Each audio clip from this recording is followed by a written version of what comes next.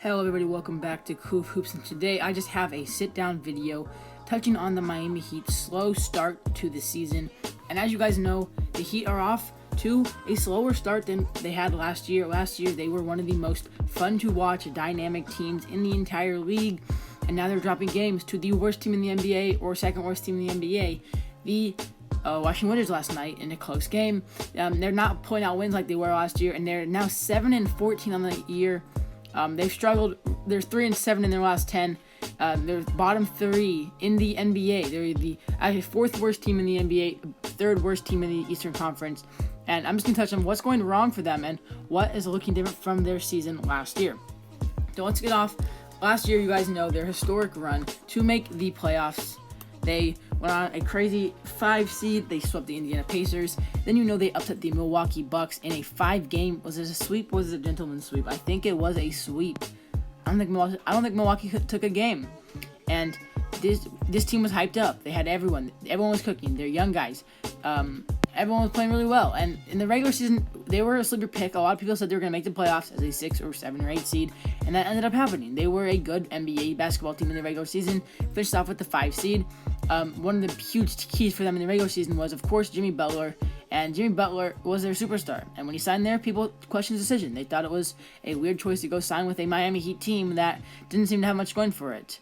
But luckily for the Miami Heat, Jimmy Butler came in and he turned this franchise around, led with him and Bam Adebayo, their two-way beast. He became great on the defensive end of the ball, looking like a stud.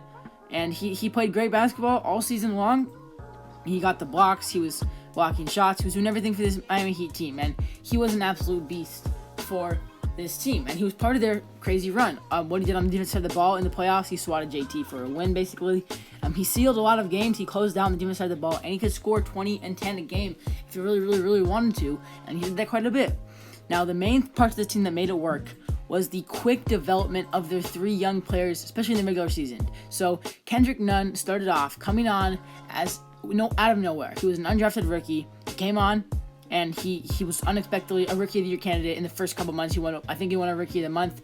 He played insane basketball. I think he averaged like 15 points a game, and he was just so athletic and explosive. He dunked on everyone. His hops were insane, and he was just a very good player. And he did his thing out there, and he started some games. Him and Dragic, they switched off. They both played really good basketball, and he came on so quickly as an undrafted rookie that it was insane. That just helped this team so much with the development of an undrafted rookie coming in and playing great basketball. Now, Tyler Hero. Okay, now let's continue talking about Kendrick Nunn. So you get to the playoffs, Kendrick Nunn. After the break, he struggled, and he got cut out of the rotation quite a bit. And the Miami Heat decided to cut him out. He struggled in the first series in the playoffs, so they decided to sit him for the rest of the playoffs, and he didn't play at all in the next 3 series. And I'll touch on that more in a second. Moving on, we have Tyler Hero and Duncan Robinson. They're 2 lethal sharpshooters who became 2 of the best young players in the league in that playoff stretch and the regular season stretch. They both played phenomenal basketball, shooting the ball efficiently and playing dominant 3-point shooting. And the defense wasn't there for either of them, but they really did step it up on the offense side of the ball. Tyler Hero came on so quickly, and Duncan Robinson was just a 3-point shooter all season long, and that's what he did. He came out there, shot the ball 46% from the 3-point line last year. This year, he's 41% from the 3-point line. Now, that's still phenomenal, but if he can't hit the 3 ball at a super high rate, he still is doing that, but he's a little bit worse than last year, he doesn't really have anything else to bring to the table. He's just a shooter, and if he's not shooting the ball great, which he still is, then he's not really helping the team out, and he's doing that. I'm not saying he's not helping the team out. He's had great basketball. But Tyler Hero came on so fast in the playoffs, and he immediately became so hyped up in that playoff stretch. He dropped a couple 30-point games. He had a song made about him. He was so hyped, and in my opinion, he became the most overrated player in last season. He was the most overrated player this season, coming into this season as of last year. I knew it wasn't going to stand. I know he had a great playoff run, a historic stretch, but I knew this was not going to happen the whole entire this season. And to start the season, I was right. He's shooting way inefficiently. He's only averaging around 15 points a game, I think, or maybe even less. And there's some problems with his defense. Of course, his defense side of the ball is not there. And, he needs to step it up. And if this team wants to make another deep playoff run, then he really has to turn it around for this Miami Heat team. And then, of course, let's touch on what's going wrong this year. We know about their historic playoff run. They beat all those teams, and they, of course, in the end, they lost to the Lakers in the NBA Finals. But now, why are they 7-14? Let's talk about their offseason moves. Now, they did lose a couple role players. They lost Jay Crowder, and they lost Solomon Hill, which isn't a very big one. They lost Jay Crowder, they lost Solomon Hill, and they lost someone else as well. I'm just blanking on a name. But what they did in this season, it was Derrick Jones Jr. to the Portland Trail Blazers and Jay Crowder to the Phoenix Suns. I'm not sure where Solomon Hill ended up. Actually, he might still be in the team, but he just hasn't played anymore. And here's what they added this offseason.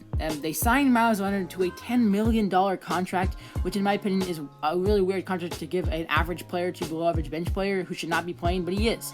He's getting minutes. Him and Olynyk are playing the big man with Bam, which is interesting because neither of them are very good basketball players.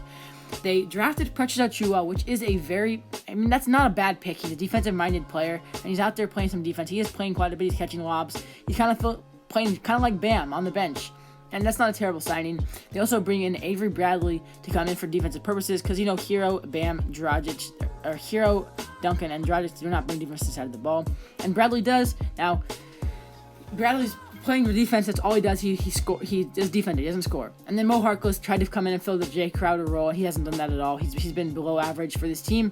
Now, yes, I know the big part of their season has been COVID affected, and that is very true. COVID has affected their season. Jimmy Butler has missed 15 games, I think it is.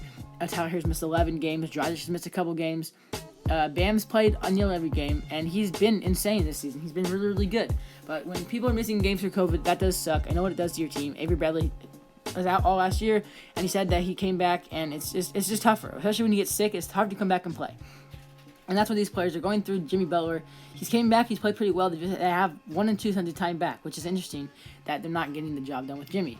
Now, there's been a lot of good things about this team. The development has been great, but with Hero is not playing good basketball, he's overrated, he's overhyped, and the one big thing I think they struck out on this offseason was they decided to keep their team. In the end, they decided, we think this team can make another run, and they decided to not make any offseason moves that were major. So, instead of actually offering James Harden a deal, they had a package that the Rockets would have accepted. Tyler Hero, Duncan Robinson, Precious Achiuwa, and a first-round pick. That would have gotten accepted for James Harden, and I think that would have been a deal that would have put this Miami Heat team in even bigger contention. And I know you're giving up your whole entire future for 3 years, but I think that could have got you a chip or two. James Harden, Jimmy Butler, and Bam, and then you can still have other people. You still have Avery Bradley. You still have, I guess, overpaying Myles Leonard. You still have Kelly Olynyk. You still have Goran Dragic as your point guard. Iggy can come in and be a veteran, and maybe you just make a couple more minor trades to fill in that wing depth, and that team's a championship contending team. But they decided to stay intently put and keep who they had, and they're gonna regret that down the line, 100%. I know you guys are probably getting tired of watching Miami Heat videos, but I want to make one myself to give my opinion on this take. Now, I think there's a huge chance that they can turn the season around very intently. And, there's always a possibility that I think this team, it's just a slow start. Now, are they in trouble? I think they have to start turning around at this point in the season. We're now a quarter of the way in, nearly to a month from the All-Star break, and they haven't stepped up yet. And they really need this team to step up. Maybe they do make a trade, and I think it would be smart to try to bring in someone that can help this team on the defense side of the ball, because Bradley's been okay, but he hasn't been all of that. Miami Heat's struggling, and yeah, like I was saying, another part of this thing I'm interested in is why is the coaching staff not playing Kendrick Nunn? I know he struggled in the playoffs, and he was great in the regular season, and he was nearly a Rookie of the Year candidate, but he comes out in the playoffs, he struggles, and they decide this year to barely play him. I think he's getting 11, 12 minutes a game this season, which is very weird for an all-star type, or for a, not all-star, for an explosive type player like him that can give you instant offense when Hero's struggling. And yeah, they're gonna have a couple all-stars. Bam's playing great basketball. I know Jimmy's playing great basketball, but they need to turn around this season. Eric Spoelstra, he's still a very great coach. He needs to start hammering down the defensive side of the ball. I know Jimmy and Bam have it. They need to start helping Hero find his shot again, and Robinson's playing great basketball still. I will say, I know COVID affected this season, which is kind of an excuse, but they really just need to step it up right here, right now, in these coming stretches and games. They have some easy winnable games here, and they really have to turn their season.